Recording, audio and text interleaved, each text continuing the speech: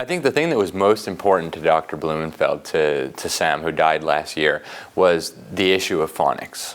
Because what he discovered was that there had been a plan by people who knew what they were doing to reduce and eventually destroy the literacy of the American people. Now, that probably sounds preposterous when you first hear it, but we have the evidence, we have the primary source documents showing that this was the case. So they replaced phonics instruction with these, they have all kinds of different cover names for this quackery. They call it the sight method, a whole word method, look, say method. Now they have guided reading and balanced reading and all kinds of nonsense.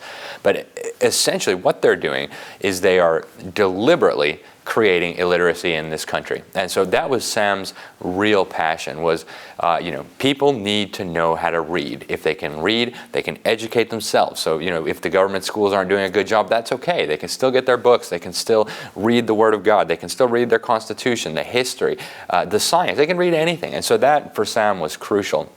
And, when you look at the numbers, it's so obvious that he was way ahead of his time and on to something. For example, a survey they did in the 1990s, the federal government found that 55% of Americans read at the worst two levels of reading, so level 1 and level 2 out of 5. Now, that's almost functional illiteracy. Yeah, they can read a stop sign. Yeah, they can read the label on the can at the grocery store, but they're not going to be reading books. They're not going to be reading the Constitution or the Bible or, any of the things that people ought to be reading to become well-rounded individuals. So, that was a huge passion of Sam's. There's other people in this field who have also been trying to raise awareness of this.